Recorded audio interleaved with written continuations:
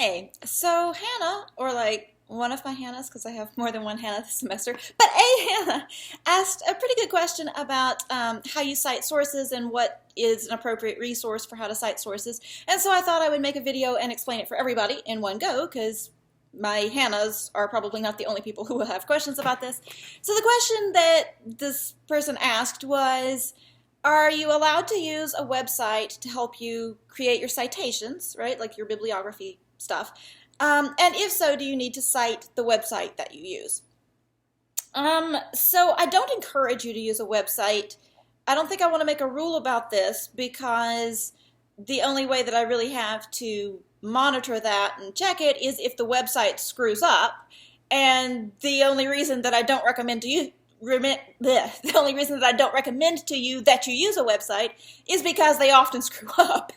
So, I mean, this is kind of a practical question in a sense. Like, I'm not going to make it a thing that I try to monitor and give you points for or mark off for, but I'm just saying, as a practical matter, the real reason to not use most citation websites is that they frequently do the citations wrong, and that's also the reason that when you use a citation generating website, you often lose points, but it's not because you used a website, it's because the website did it wrong.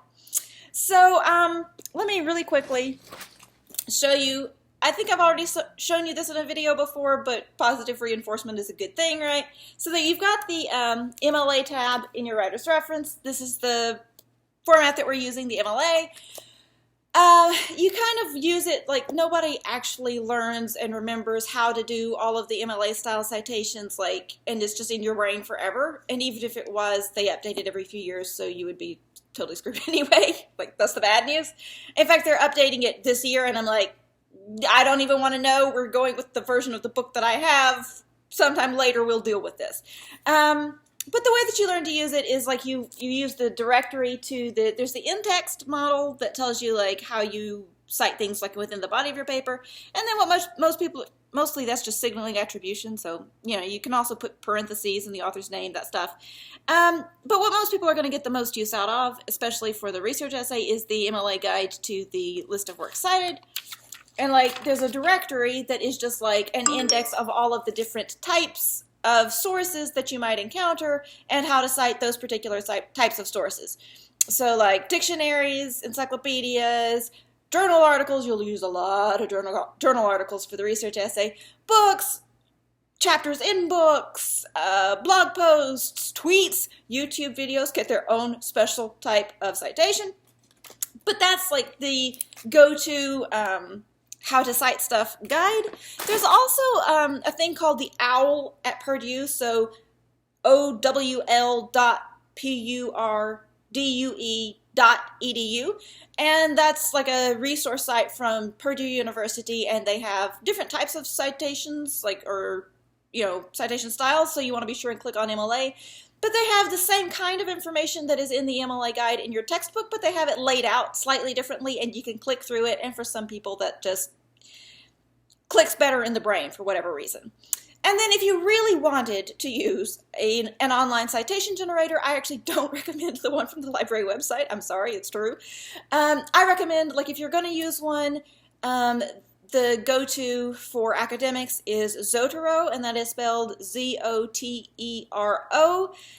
That, like, there is a software version that you can download, and it saves your sources, and you can use it to save research notes and stuff. I did not find that version particularly helpful. It never really wanted to integrate with my stuff that I was using. I actually use a different program for that when I have to do it, but I'm also pretty much a note cards person. However, the Zotero website also has like just a citation generator that you can type your stuff in, and it kind of alphabetizes the list into a bibliography for you. The Zotero actually works fairly well. You do have to kind of go back through and make sure that it matches up with the latest MLA, because it takes a while for all of the non-MLA people to get on board with whatever the MLA has said most recently. So, like, check it against the type of citation that you have in your MLA directory in the writer's reference. To me, it's more tedious and takes longer to enter all of the stuff in Zotero and then double check that it's right if I have usually fewer than 25 sources. So, like, for me, my experience has been, and this is, again, it's not a rule, it's just in terms of practical, like most bang for your buck, how do you do this most efficiently? My experience has been that if I have fewer than 25 sources, I can usually type them up and format it myself faster than I can enter it all in Zotero, download the thing from Zotero, add it to my paper, and double check. Probably shouldn't do it in that order. I should probably double check before I add it to my paper. But if you wanted to use it, that's the go-to, okay? Like, whether you find it more efficient to use Zotero versus typing, like for me, I said about 25 sources. I don't imagine that anybody in this class is going to have more than 25 sources, but a lot of you may actually not be as, efficient as I am at typing, because I'm an old school typist, and I used to do I used to get people to pay me a little bit to type their stuff up for them. And occasionally I'll still type things for people because my fingers are fast. So if you're a really comfortable typist, I would say probably it's not going to help you that much. If you are a slow typist, or if you are like super anxious and you want to check the MLA references against the Zotero formatting, go for it. If you got questions about how to find that and use it, cool, I'm happy to help. If you have trouble finding, navigating the OWL at Purdue, or if you want me to go through the writer's reference stuff with you, all right. I do have a How to Format Citations workshop coming up for a Canvas module for the digital classes I think it's in 2 weeks. I'm really bad at the calendar unless I'm actually looking at it. I've said this before, but it is still true. But anyway, we have it sometime soon. And then for the Tuesday, Thursday folks, that's an in-class workshop, but it's the same kind of material.